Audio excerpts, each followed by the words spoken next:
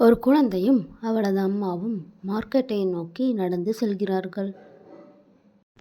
அந்த சிறுமி அம்மாவை நோக்கி, எனக்கு ஆப்பிள் வேணும் அப்படின்னு கேட்க, அம்மாவும் சரி எடுத்துக்கொள் என்று சொல்கிறாள். அவர்கள் இருவரும் ஆப்பிளை வாங்கி கொண்டு வீட்டிற்கு செல்கிறார்கள்.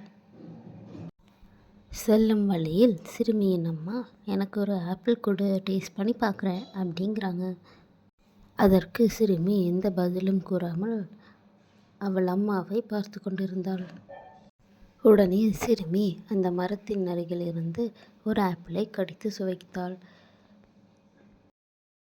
மீண்டும் இன்னொரு ஆப்பிளையும் எடுத்து கடித்து சுவைத்தாள்.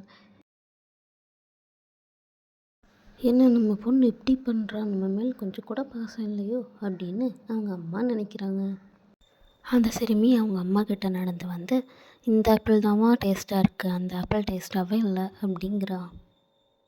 அப்போ தான் அவங்க அம்மா ரியலைஸ் பண்ணுறாங்க, நம்ம பொண்ணுக்கு நம்ம மேலே ரொம்ப பாசமாக இருக்கா. இந்த கதையிலேருந்து நம்ம அறிஞ்சு கொள்வது என்னன்னா, சின்னவங்களாக இருந்தாலும் சரி, பெரியவங்களாக இருந்தாலும் சரி, நம்ம ஜட்ஜ் பண்ண